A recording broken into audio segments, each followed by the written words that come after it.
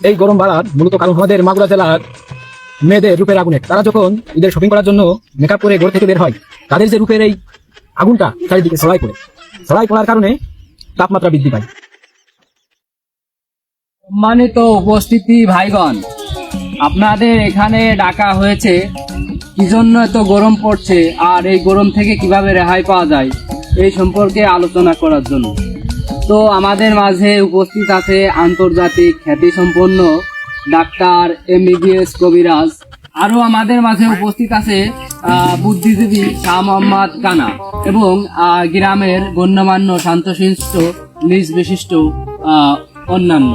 তো আমাদেরকে এই গরম পড়ার কারণ সম্পর্কে আলোচনা করবে শাহ মোহাম্মদ কানা। এই গরম বাড়ার মূলত কারণ হচ্ছে আমাদের মাগুরা জেলার মেয়েদের রূপের আগুন। এটা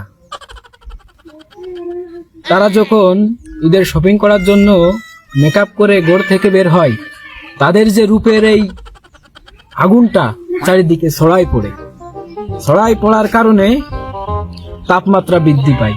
তো আমরা এই তাপমাত্রা থেকে কিভাবে রেহাই পেতে পারি এ সম্পর্কে আমাদেরকে বলবে ডাক্তার MBBS কবিরাজ।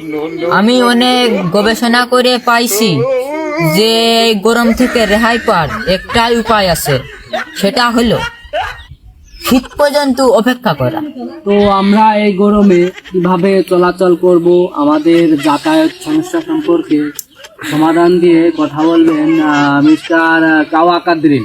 আমাদের চলাফেরা যাতায়াত করার জন্য আমাদের বার উচিত আঁশ কুড়ো গরু ছাগল জমি জাতি বেছে উঠ কিনা। তো আজকের এই সমাবেশ আজকে এই মিটিংটা এই বন্ধু সমাধি দেওয়া হলো।